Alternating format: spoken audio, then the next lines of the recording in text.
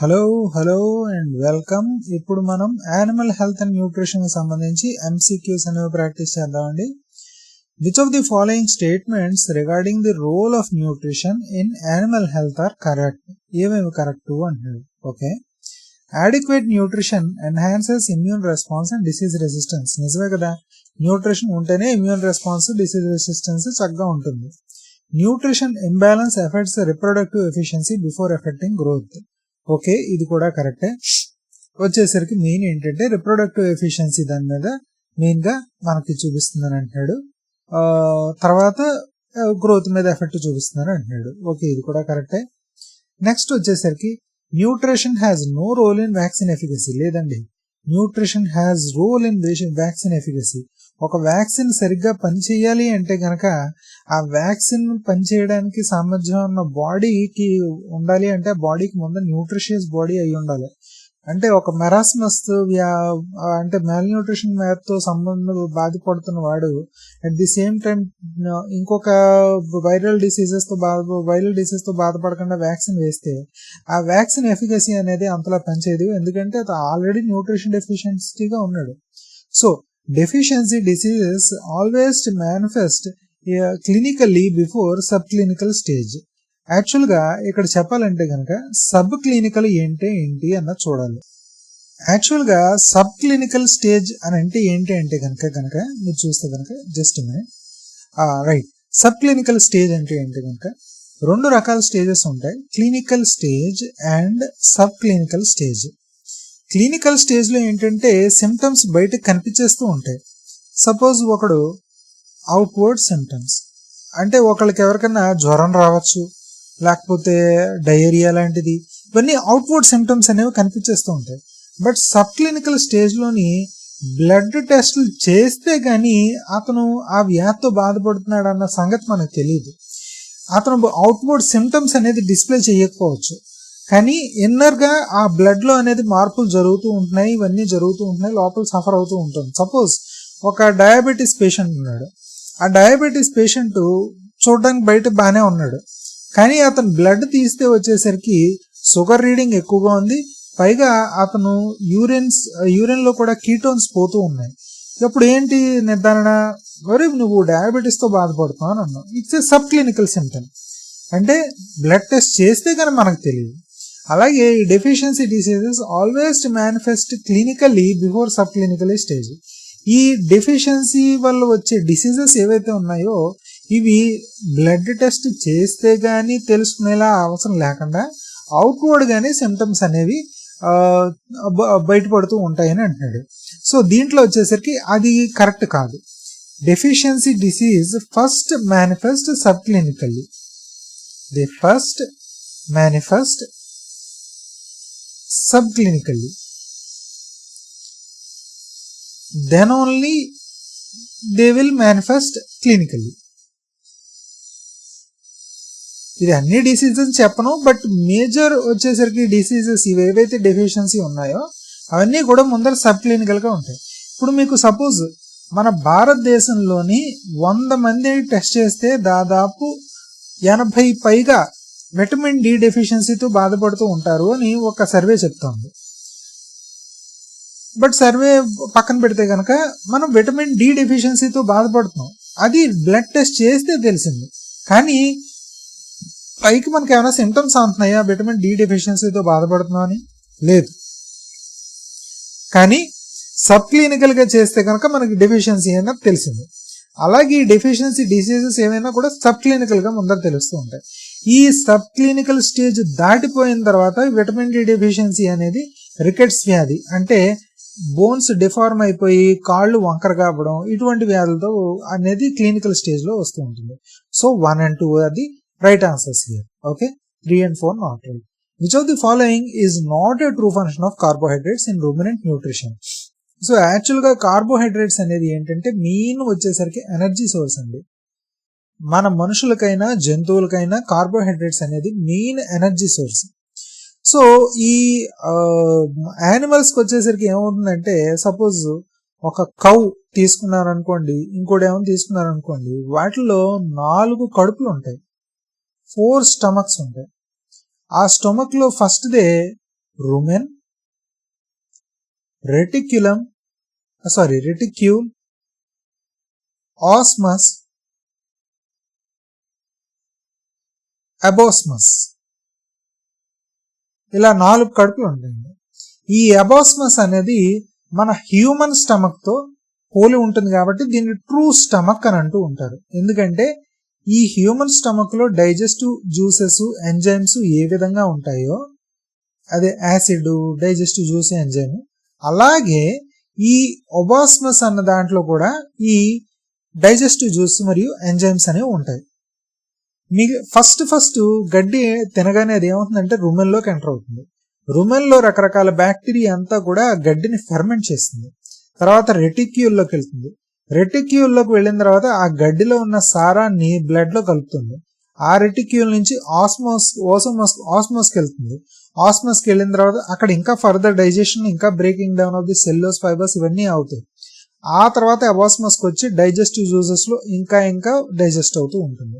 So ఇది carbohydrates ruminant nutrition. They are the primary source of energy, which is very true. They are the precursor of volatile fatty acid production. Rumen లో వచ్చేసరికి ఏమవుతుందంటే బ్యాక్టీరియాతో ferment అయిన తర్వాత దీని నుంచి ఈ డైజెస్ట్ అయిన దగ్గర నుంచి కూడా వాలటైల్ ఫ్యాటీ యాసిడ్స్ అనేవి ప్రొడ్యూస్ అవుతాయి. ఈ వాలటైల్ ఫ్యాటీ యాసిడ్స్ మెయిన్ వాటికి ఎనర్జీ సోర్స్ కింద అవుతూ ఉంటుంది ఈ రూమెన్ యానిమల్స్ అన్నిటికీ కూడా. Yes, it is true. Essential for antibody synthesis directly, లేదండి there is no link between antibody synthesis and the carbohydrates. Helps maintain rumen microbial population. ఇది కరెక్టే. మరి మైక్రోబియల్ పాపులేషన్ కి అదే కదండి ఆహారం, ఆ కార్బోహైడ్రేట్ వాటికి ఆహారం. అందుకని ఆ మైక్రోబియల్ పాపులేషన్ కి ఉపయోగపడుతుంది, బట్ యాంటీబాడీ సింథసిస్ కి ఉపయోగపడదు. So C is the right answer. Consider the regarding following silage preparation. Silos అని మీరు విని ఉంటారు. సైలోస్ అంటే పెద్ద పెద్ద ట్యాంకులు ఉంటాయి, క్లోజ్డ్ ట్యాంక్స్, ఒక హాపర్ కింద ఇలా ఉంటుంది. ఈ సైలోస్ అన్న దాంట్లో ఏం చేస్తారంటే పచ్చగడ్డిని మేటేసేస్తారు. పచ్చగడ్డిని మేటేసేసి ఒక అనరోబిక్ కండిషన్ దాన్ని పెడుతూ ఉంటారు. ఈ అనరోబిక్ కండిషన్ లో రకరకాల బ్యాక్టీరియా, ఈస్ట్ ఇవన్నీ కూడా డెవలప్ అయ్యి ఆ గ్రీన్ ని ఫెర్మెంట్ చేస్తూ ఉంటాయి. దాని ద్వారా దానిలో ఉన్న న్యూట్రిషన్ ఈజీగా సంగ్రహించగలిగేలాగా మార్పులు చెందిస్తూ ఉంటాయి. సో దీనివల్ల ఏమవుతుంది, అటువంటి ఫెర్మెంట్ చేసిన గ్రాస్ ని తినడం వలన న్యూట్రిషన్ వాల్యూని ఈజీగా అబ్జర్వ్ చేసుకునేలాగా, ఈజీగా డైజెస్ట్ చేసుకునేలాగా హెల్ప్ అవుతుంది ఆ యానిమల్స్ కి. సో వీటిని సైలోస్ అంటారు. వాటిని ఉండే గడ్డిని సైలేజ్ అని అంటూ ఉంటారు. దీంట్లో they anaerobic conditions are essential, నిజమే. Lactic acid bacteria lower pH, మన పెరుగులో ఉంటుంది కదండి లాక్టిక్ యాసిడ్ బ్యాక్టీరియా, అదే దీంట్లో కూడా ఉపయోగిస్తూ ఉంటారు. They indeed lower pH. Butyric acid formation is desirable, కాదండి. బ్యూట్రిక్ యాసిడ్ ఎప్పుడైతే ఫార్మ్ అయిందో సైలేజ్ అనేది చెడిపోయింది, స్పాయిల్డ్ అని అర్థం. స్పాయిల్ అయిన సైలేజ్ ని ఎవరు కూడా తినరు. They indeed result in the acidosis in rumen, leads to acidosis in rumen. అంటే ఏమవుతుంది, ఇప్పుడు మనం చెడిపోయిన పదార్థాన్ని మనం తింటే మనకి ఏ విధంగా gastro oesophageal reflux disease, Z అనే వ్యాధులు అలా వస్తూ ఉంటాయో, అలాగే బ్యూట్రిక్ యాసిడ్ ఫార్మ్ అయిన ఈ సైలోస్ ని ఉపయోగించడం వలన కూడా రుమెన్స్ లోని ఎసిడోసిస్ అనేది ఏర్పడుతూ ఉంటుంది. So that is not desirable. Next, moisture content should generally be around 60 to 70%, which is very right. So 1 to 4 are the right answers. Next, urea can be safely used as a protein supplement in ruminants. Yes, manandi. Rumen microbes convert the non-protein nitrogen into microbial protein, which is very right. Urea అనేది safe గా, అంటే తక్కువ మోతాదులో, ఎక్కువ మోతాదులో కాదండి. ఎక్కువ మోతాదులో వేస్తే పాయిజన్ అయిపోతుంది. యూరియాలో ఏముంటుందండి మనకు మెయిన్ గా NPK కదండి. ఇవన్నీ కూడా ఇనార్గానిక్ ఫార్మ్స్ లోనే ఇస్తూ ఉంటాడు మెయిన్ గా కూడా. సో ఇనార్గానిక్ ఫార్మ్ లో ఉన్న నైట్రోజన్ కొన్ని ఆర్గానిక్ ఫార్మ్స్ ఇచ్చాడు, బట్ ప్రోటీన్ ఫామ్ అయితే కాదు. ఆ నైట్రోజన్ అక్కడ ఉంది. ఆ ప్రోటీన్ ఫామ్ లో ఉన్న నైట్రోజన్ కింద కన్వర్ట్ అవడానికి రుమెన్ లో ఉన్న గట్ బ్యాక్టీరియా, గట్ మైక్రోబ్స్ ఏవైతే ఉన్నాయో అవి ఈ ప్రోటీన్ కింద కన్వర్ట్ చేస్తాయి ఈ నైట్రోజన్, యూరియాలో ఉన్న nitrogen, which is very true. So fourth one is A is true and R is true, and R explains the A. Next, which agro-industrial byproduct is incorrectly matched with its major nutrition contribution. Rice bran, energy and fat, okay. Oil cakes, protein. Molasses, mineral and vitamins. Burin grains, protein and fiber. వీటిలో ABC అన్నీ కరెక్టేనండి, ఒక్క ఇది తప్ప. ఎందుకంటేనండి rice bran అంటే ఏంటండి, పొట్టుతో ఉన్న బియ్యం. పొట్టుతో ఉన్న బియ్యం మనకి దేని సాయం పడుతుందండి, ఎనర్జీ అనేది ఇస్తుంది, పైగా ఫైబర్ అనేది ఇస్తూ ఉంటుంది. ఇంకోటి ఆయిల్ కేక్. ఆయిల్ కేక్స్ అంటే ఏం లేదండి, కాటన్ సీడ్ ని మరియు వేరుశెనగ గుళ్ళని మరియు ఇంకా నువ్వుల్ని వీటన్నిటిని కూడా నూనె కోసం ఆడేసిన తర్వాత అచ్చులు వచ్చేస్తాయి. ఆ అచ్చుల్ని తెలక కింద పెడుతూ ఉంటారు ఈ గేదెలకి, వాటికి, ఆవులకి అన్నిటికీ కూడా. అది హై ప్రోటీన్ ఫుడ్ అండి వాటికి, ఈ ఆయిల్ కేక్స్ అంతా కూడా. అలాగే మొలాసిస్ అనేది ఏంటంటే మనకి చెరుకు రసం నుంచి ఉత్పత్తి అయిన బై ప్రొడక్ట్ ఇది. చెరుకు రసం నుంచి తీసినప్పుడు వాటి నుంచి మనం షుగర్ తయారీలో ఉత్పత్తి అయ్యే బై ప్రొడక్ట్ ఇది మొలాసిస్ అనేది. ఇది రిచెస్ట్ సోర్స్, ఎనర్జీ సోర్స్ అండి. హైయెస్ట్ అమౌంట్ ఆఫ్ షుగర్స్ ఉంటాయి దీంట్లో. So highest amount of sugars ఉండడం వల్ల ఈ మొలాసిస్ అనేది రిచెస్ట్ ఎనర్జీ సోర్స్ ఇది. బ్రూవర్స్, కానీ ఇక్కడ మినరల్ విటమిన్స్ అంటాడు, ఇది కరెక్ట్ కాదు. బ్రూవర్ గ్రెయిన్స్ వచ్చేసరికి ప్రోటీన్, ఫైబర్ ఇవన్నీ ఉంటాయి. సో ఇన్కరెక్ట్లీ మ్యాచ్డ్ అంటే C is the right answer. Which of the following feed additives primarily improves the feed efficiency rather than the nutrient content. Feed efficiency అంటే ఏంటి, మనం పెట్టే easiness కానీ అవి తినే ఈజీనెస్ కానీ అని అర్థం. ఫీడ్ ఎఫిషియన్సీ మినరల్ మిక్చరా కాదు, ఎందుకంటే ఇది న్యూట్రియం కంటెంట్ పెంచుతుంది కానీ ఇదేం ఫీడ్ ఎఫిషియన్సీని పెంచదు. ప్రోటీన్ సప్లిమెంట్స్, ఇది న్యూట్రిషన్ కంటెంట్ పెంచుతుంది కానీ ఫీడ్ సప్లిమెంట్స్ అదే ఆ ఫీడ్ ఎఫిషియన్సీని పెంచదు. విటమిన్ ప్రీమిక్స్, ఇది కూడా న్యూట్రియంట్ కంటెంట్ ని పెంచుతుంది కానీ ఫీడ్ ఎఫిషియన్సీని పెంచదు. సో ఫీడ్ ఎఫిషియన్సీని పెంచేది ఏంటి అంటే కనుక చూస్తే it's the probiotics. Just minute, probiotics. So probiotics అనేవి ఫీడ్ ఎఫిషియన్సీని పెంచుతుంది, ఈజీనెస్ ని. సో ఏ విధంగా అంటే కనుక మీకు న్యూట్రియంట్ కంటెంట్ ఇదేమి పెంచట్లేదు, ఎందుకంటే they don't contribute to the nutrients. Probiotics అనేవి మనం తీసుకున్న ఆహారాన్ని మెరుగ్గా అబ్జార్ప్షన్ అయ్యేలాగా చేసేది ఎడిటివ్స్. ఇది మీకు తర్వాత ఎడిటివ్స్ అంటే ఏంటి, సప్లిమెంట్స్ అంటే ఏంటి అన్న చెప్తూ ఉంటాను, బట్ అందరికి గుర్తుపెట్టుకోండి. ప్రోబయోటిక్స్ ఇది ఫీడ్ ఎఫిషియన్సీని పెంచుతుంది. ఓకే, ఇందాక మనం anaerobic bacteria, Lactobacillus acid bacteria ఉపయోగించి సైలేజ్ లోని గడ్డి మోపుదాన్ని ఎనరోబిక్ డికంపోజిషన్ చేయడం వలన వాటి అరుగుదల పెంచుకునే ఈజీనెస్, వాటి డైజెస్టివ్ చేసుకునే ఈజీనెస్ ని పెంచాం మనం, ఆ ఫీడ్ ఎఫిషియన్సీని పెంచాం. So that is it. Next one, consider the following deficiency disease pairs. Vitamin A అనేది ఎప్పుడు నైట్ బ్లైండ్నెస్ సంబంధించిందేనండి. కాపర్ డెఫిషియన్సీ ఉంటే కనుక స్వేబ్యాక్ అనేది ఖచ్చితంగా జరుగుతుంది. ఇది క్యాటిల్ దాంట్లో ఎక్కువగా జరుగుతూ ఉంటుంది. ఓకేనండి, క్యాటిల్, షీప్, గోట్స్. కాల్షియం వచ్చేసరికి మిల్క్ ఫీవర్ అండి, ఇది కూడా కరెక్టే. కాల్షియం డెఫిషియన్సీ ఎప్పుడైతే ఉందో మిల్క్ ఫీవర్ అనేది వస్తూ ఉంటుంది. అయోడిన్ డెఫిషియన్సీ ఎప్పుడైతే వచ్చిందో ఇది వైట్ మసిల్ డిసీజ్ కాదండి. అయోడిన్ డెఫిషియన్సీ వచ్చేసరికి గాయిటర్ థైరాయిడ్ ఫంక్షన్ అనేది సరిగ్గా పనిచేయదు. వైట్ మసిల్ డిసీజ్ అనేది విటమిన్ ఈ ప్లస్ సెలీనియం, ఈ లోపం వల్ల వైట్ మసిల్ డిసీజ్ అనేది వస్తూ ఉంటుంది, అయోడిన్ వల్ల అయితే కాదు. ఓకేనండి, so 1, 2, 3 are the right answers. Which of the following disease is vector borne. అసలు వెక్టర్ బోర్న్ అంటే ఏంటి అన్న చూసుకుంటే కనుక ఇన్సెక్ట్స్ ద్వారా స్ప్రెడ్ అయ్యే వాటిని వెక్టర్ బోర్న్ అని అంటారు. ఈ ఇన్సెక్ట్స్ నే వెక్టర్స్ అని అంటూ ఉంటారు. ఎందుకంటే కనుక ఈ ఇన్సెక్ట్ ఒకదాని నుంచి ఇంకొకరికి, ఇంకో దాని నుంచి ఇంకొకరికి ఇదే మోసుకుంటూ తిరుగుతూ ఉంటుంది. ఇదేమో మీరు రోబో సినిమా చూసి ఉంటారేమో కదా, దాంట్లో రంగూస్కీ అని ఉంటుంది చూసారా, ఆ రంగూస్కీ అనేది ఒక వెక్టరే. అది దోమ ఏం చేస్తుంది, మలేరియా కాజ్ చేసే ఒక ప్రోటోజోవాని మోసుకుని వెళ్తుంది, ఇంకొక డిసీజ్ని తెచ్చి ఇంకొక వైరస్లను మోసుకుని వెళుతూ ఉంటుంది.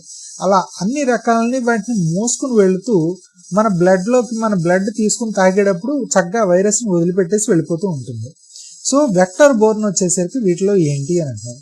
ఫుట్ మౌత్ డిసీజ్, ఇది జనరల్ గా అన్ని రకాల క్యాటిల్స్ లో వచ్చే ఈ ఫుట్ మౌత్ డిసీజ్, కానీ ఇది వెక్టర్ బోర్న్ కాదు, మెయిన్ గా సాయిల్ బోర్న్ ఇంకా వేరే బోర్న్ అని అవుతూ ఉంటాయి. నెక్స్ట్ వచ్చేసరికి పెస్టిడి రుమనైటిస్ అని అంటున్నారు. ఈ పెస్టిడి రుమనైటిస్ అన్నది కూడా చూసుకుంటే కనుక it's more of a what you call it as ఒక బ్యాక్టీరియల్ వైరల్ వల్ల అవుతుంది అనుకుంటా ఇది, but not vector borne. Next one blue tongue అని ఉంది. ఈ బ్లూ టంగ్ అనేది మెయిన్ గా వచ్చేసరికి I think it's orbivirus అనుకుంటా. ఆర్బి వైరస్ అనే ద్వారా అవుతూ ఉంటుంది. ఈ ఆర్బి వైరస్ కూడా ఒక వెక్టర్ మోసుకొని వస్తూ ఉంటుంది. అదే culicoides midge. Orbivirus transmitted by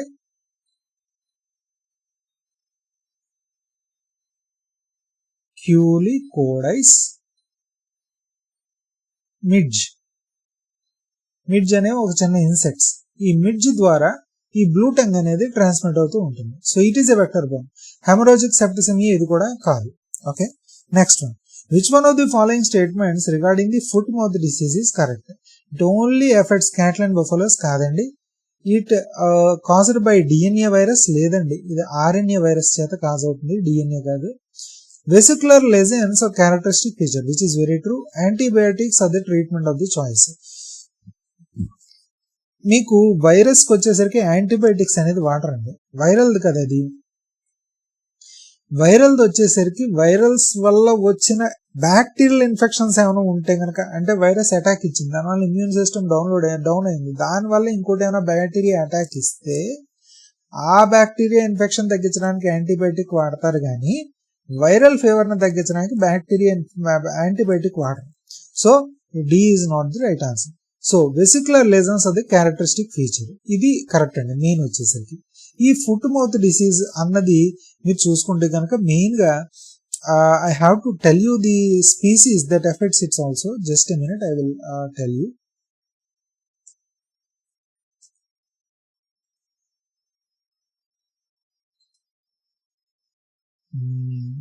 ఆఫ్థో virus అనేది ఫుట్ మౌత్ డిసీజ్ కి ఉపయోగపడుతుంది, అది ట్రాన్స్మిట్ చేస్తూ ఉంటుందండి.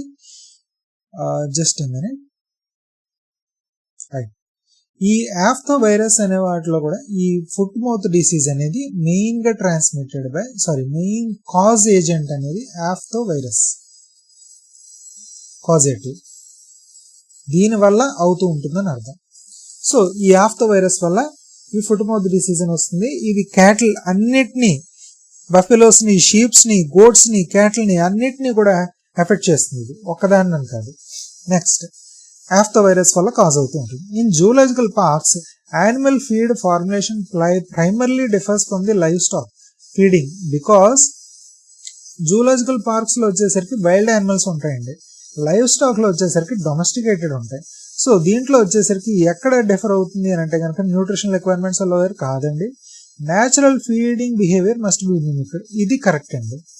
ఎప్పుడు కూడా వాటికి జూలో ఉన్నా కూడా వాటికి నేచర్ కి దగ్గరగా వాటి ట్రైట్స్ మార్చకుండా ఉండడం కోసం న్యాచురల్ ఫీడింగ్ బిహేవియర్ అంటే వాటికి మీట్ని ఎముకలతో పళంగా మీట్ని ఇచ్చేస్తూ ఉంటారు. కార్నివర్స్ అయితే కనుక టైగరు వీటికైతే, లేకపోతే ఒక్కోసారి తిండి ఏం చేస్తారంటే ఒక రకమైన స్పాట్లో దాచి ఉంచుతూ ఉంటారు, చెట్ల పైన ఉంచుతారు, లేకపోతే ఇంకోటి ఎక్కడ ఉంచుతారు. అవి డిస్కవర్ చేసుకుని ఆ ఫుడ్ ని తినడానికి, వాటికి అక్కడ మెయిన్ బ్రెయిన్ యాక్టివ్ అవుతూ ఉండడానికి వైల్డ్ లైఫ్ లో ఉండేలాగా. So next one, which of the following statements regarding the protein nutrition in ruminants are correct? rumen degradable protein supports microbial growth. Okay, bypass protein escapes rumen degradation. ఇది చాలా important అండి, ఎందుకంటే ఈ bypass protein అనేది ఏంటంటే rumen దాంట్లో first 4 stomachs లో మీకు ఫస్ట్ వచ్చేసరికి రుమెన్. ఆ రుమెన్ లో ఈ ప్రోటీన్ అనేది డిగ్రేడ్ అయ్యే అవసరం లేకుండా డైరెక్ట్ గా స్టమక్ లోకి అబోస్మస్ లోకి వెళ్ళిపోయేలాగా చేస్తూ ఉంటుంది. అందుకనే బైపాస్ ప్రోటీన్ అని అంటూ ఉంటారు. Non protein nitrogen can replace all true protein కాదండి. ట్రూ ప్రోటీన్ లో అనేకవన్నీ లైసిన్ అనే కాంపౌండ్ ఉంటుంది. సపోజ్ ఆ లైసిన్ అనే అమైనో యాసిడ్ వచ్చేసరికి మీకు అన్నిటిలోనే దొరకదు, అందులో యూరియాలో పెడితే కనుక అవి సింథసైజ్ చేసుకుంటాయని గ్యారంటీ కూడా ఉండదు. So non protein cannot replace all true protein, there has to be some supplement. Microbial protein, ఇది కరెక్టే. Microbial protein is a major amino acid source to the host. So ఇది కూడా కరెక్టేనండి. So 1 to 4 are the right answers.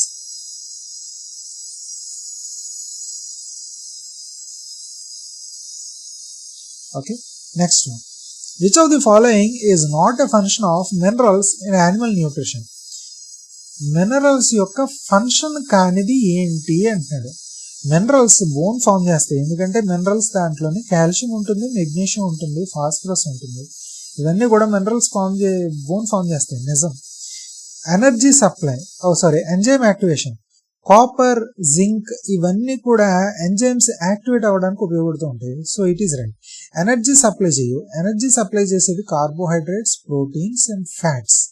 ఓకేనండి, ఇది energy supply చేయు. Next osmotic balance, ఇది కూడా కరెక్టే. సపోజ్ సోడియం తీసుకోండి, పొటాషియం తీసుకోండి, ఇవన్నీ కూడా మనకి ఆస్మోటిక్ ఎలక్ట్రోలైట్ బ్యాలెన్స్ ప్రొవైడ్ చేస్తూ ఉంటాయి. So energy supply is not a function of minerals in the animal nutrition. Which consider the following regarding the hey making. Hey making అంటే ఏం లేదండి, డ్రై ఫాడర్ ఇది. కాకపోతే చొట్ల కింద చుట్టేసి ఇలాగ చొట్ల కింద చుట్టేస్తారు గడ్డిని అంతా కూడా, ఇలా చొట్ల కింద చుట్టేస్తారు. మీరు విండోస్ వాల్ పేపర్లు వాటిలో కూడా చూసుంటారు, ఇలా చొట్ల కింద చుట్టేస్తారు గడ్డి మూపుని అంతా కూడా. దాన్ని డ్రై ఫాడర్, అదే ఆ హే మేకింగ్ అంటారు. Rapid drying preserves carotene. Carotene అంటే ఏం లేదండి, ఎల్లో కాంపౌండ్. అది ఆ ఎల్లో కాంపౌండే దానివల్ల ఏమవుతుందంటే మెయిన్ గా వచ్చేసరికి ఏమంటారు, విటమిన్ ఏ కింద కన్వర్ట్ అవుతుంది అది. ఓకే, సో 4 కెరోటిన్ మాలిక్యూల్స్ వచ్చేసరికి ఒక విటమిన్ ఏ కింద కన్వర్ట్ అవుతూ ఉంటుంది.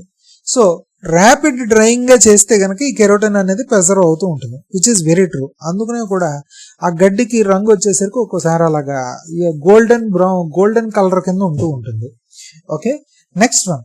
Excessive sun bleaching reduces nutritive value, which is very true. And hay making requires anaerobic conditions.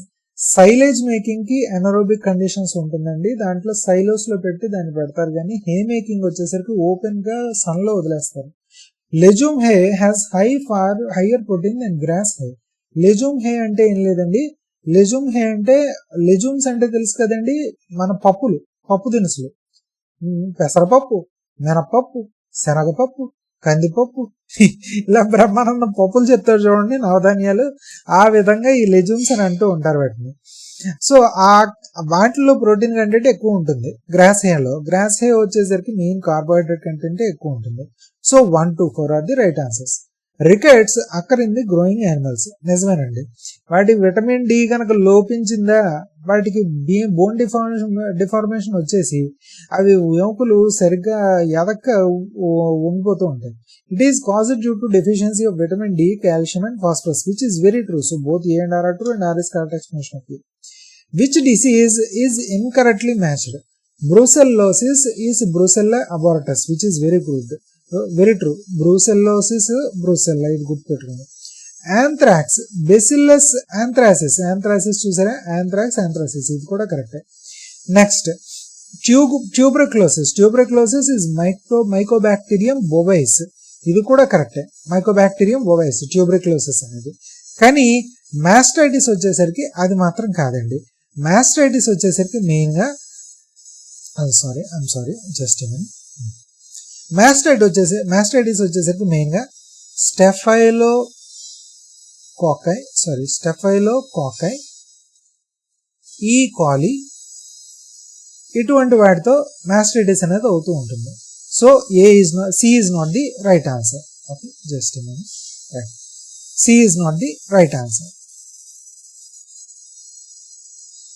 Next, which of the following disease is primarily transmitted through ingestion of contaminated feed or water? Main గా వచ్చేసరికి నాకు తెలిసి ఇది foot and mouth disease అవుతుందండి. Main గా అవి వచ్చేసరికి ఇలాగా ఇంజెక్షన్ అంటున్నాడు కదా. సో ఇంజెక్షన్ అని వచ్చేసరికి వీడేమంటున్నాడంటే యాంథ్రాక్స్ వచ్చేసరికి కంటామినేటెడ్ ఫీడ్ వాటర్ ఏదైతే ఉందో దానివల్ల ఎక్కువగా ట్రాన్స్ఫర్ అవుతుందని చెప్తాడు. So anthrax is the right answer. Just a minute.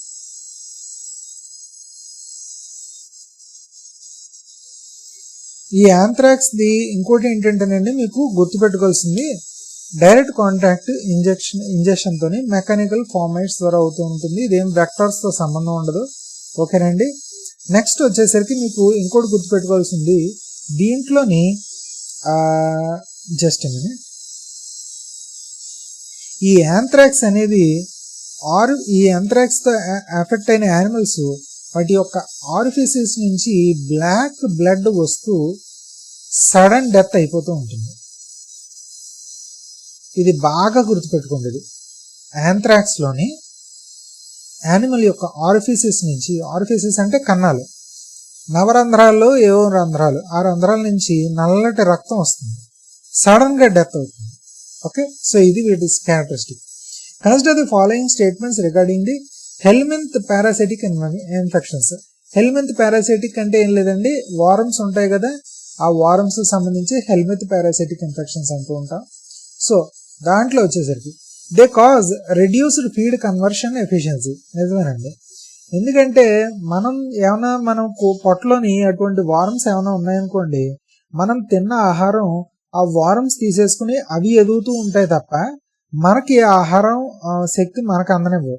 అందుకనే కడుపులో పురుగులు పడ్డ వాళ్ళకి, నులి పురుగులు పడ్డ వాళ్ళకి వాళ్ళు ఎంత తిన్నా కూడా చాలా నీరసంగా ఉంటూ ఉంటారు, ఎందుకంటే నులి పురుగులు తినేస్తూ ఉంటాయి మెయిన్గా ఆహారం. Heavy infestation may lead to anaemia. నిజమేనండి, ఈ బ్లడ్ను కూడా సక్ చేసేసి తినేసి ఇలాంటి వారమ్స్ కూడా ఉంటాయి. ఆల్ హెల్మింత్ రిక్వైర్స్ ఇన్సెక్ట్ వెక్టర్ కాదండి, కొన్ని వచ్చేసరికి ఇంజెక్షన్ రూపంలో, కొన్ని వచ్చేసరికి సాయిల్లో, ఇలాగ వాటిలో అన్నిటిలోనూ ఉంటూ ఉంటాయి. Strategic deworming improves productivity. నులి పురుగులు వచ్చే ముందర, లేకపోతే నులి పురుగులు వచ్చే సీజన్ అప్పుడు, లేకపోతే ఏడాదికి ఒకసారో 6 నెలలకు ఒకసారో ఇలా డివార్మింగ్ కి సంబంధించిన టాబ్లెట్స్, ఆల్బెండజోల్ లాంటివి వాడచ్చేమో కానీ అసలు నులి పురుగు వస్తుందేమో అని వారం వారం రోజు వాడేస్తూ ఉంటే ఆ వారమ్స్ కూడా వాటికి రెసిస్టెన్స్ వచ్చేసి ఇంకా పెరిగిపోయే ఛాన్స్ ఉంటుంది, ఆ మెడిసిన్స్ కూడా పనిచేయకుండా పోతాయి. So 1 to 4 are the right answers. Which of the following is not a characteristic of the viral diseases in animals? Antibiotic is ineffective, which is a characteristic. ఎందుకంటే వైరల్ కి antibiotic ఏంటంటే సంబంధం. Next high mutation rate. High mutation viral వచ్చేసరికి చాలా high mutation ఉంటాయండి, which is very true. They mutate faster. మనం కోవిడ్లో చూసాం కదండి, కోవిడ్ వైరస్ రూపాంతరం చెందుతూ ఉంది. మనం దాన్ని ఇలా పెడితే దీని ముళ్ళు ఉన్నాయి కదా అని ముళ్ళు పెడితే ముళ్ళు లేకుండా స్మూత్గా తయారైంది. స్మూత్గా తయారైతే ఇంకోటి ఏమైనా పెడుతుంటే ఇంకోటికి మ్యూటేట్ అనేది ఫాస్ట్ అయిపోయింది, చాలా అడాప్టబిలిటీ స్పీడ్గా పెట్టుకునేది. Can be cultured and artificial media easily. లేదండి, వైరస్ అనేది దానికి సెల్ దొరకాలి. Virus needs a cell for replication. ఒక హోస్ట్ సెల్ అనాలి, హోస్ట్ సెల్ ఫర్ రెప్లికేషన్. ఎప్పుడైతే హోస్ట్ సెల్ లేదో అది రెప్లికేట్ అవ్వలేదండి ఆ వైరస్. సో అలాగే ఆర్టిఫిషియల్ మీడియా ఉన్నా కూడా, ఫుడ్ మీడియా, దానికి సెల్ లేకపోతే ఆ వైరస్ అనేది రెప్లికేట్ అవ్వలేదు. Often highly contagious, which is very true. So C is the right answer. Okay, which vitamin deficiency is most commonly associated with reproductive failure and weak calves అది lambs. ఇది వచ్చేసరికి vitamin A అండి. Vitamin A ఎప్పుడైతే లోపించిందో ఆ vitamin A లోపించడం వల్ల reproductive failures అనేవి ఎక్కువ అవుతూ ఉంటాయండి. ఓకేనండి, సో జస్ట్ అదే మీకు ప్లెసెంటా ఫెయిల్యూర్ అనుకోండి, ప్లెసెంటా ఫెయిల్యూర్ అయితే కనుక విటమిన్ ఈ లోపం గుర్తుపెట్టుకోండి. ప్లెసెంటా ఫెయిల్యూర్ అయితే vitamin E, reproductive failure weak calves lambs అయితే vitamin A. In zoological parks feeding of carnivores with only deboned meat, అంటే మనకు బోన్లెస్ చికెన్ తిన్నట్టు అవి కూడా వాటికి కూడా మాంసం ఒకటే ఇచ్చి ఎముకలు తీసామనుకోండి, అస్తమాటికి అదే పెడుతూ ఉన్నాం అనుకోండి రోజు boneless chicken, calcium phosphorus imbalance అవుతుంది వాటిలో. ఎందుకంటే వాటికి ఆ ఎముకలు కొరుక్కుని తినడం వల్ల వాటిలో వచ్చే కాల్షియం ఫాస్ఫరస్ వాటికి దొరుకుతుంది. ఎప్పుడైతే మీరు ప్రోటీన్ ఒకటే ఇస్తున్నారు బట్ కాల్షియం ఫాస్ఫరస్ ఆ ఎముకల్లో ఇవ్వలేదు అనుకోండి, they will have dentition problems, వాటికి దంత సమస్యలు వస్తాయి, కాల్షియం ఫాస్ఫరస్ డెఫిషియన్సీ వస్తుంది. సో ఇక్కడతో మనం ఆపుదామండి ఈ వీడియోని. నా వీడియో కనుక మీకు నచ్చినట్లయితే లైక్ చేయండి, షేర్ చేయండి. అలాగే తప్పకుండా నా ఛానల్కి సబ్స్క్రైబ్ అవ్వండి. ఇంతటితో ఉందామండి. Thank you so much. Bye bye. జై హింద్.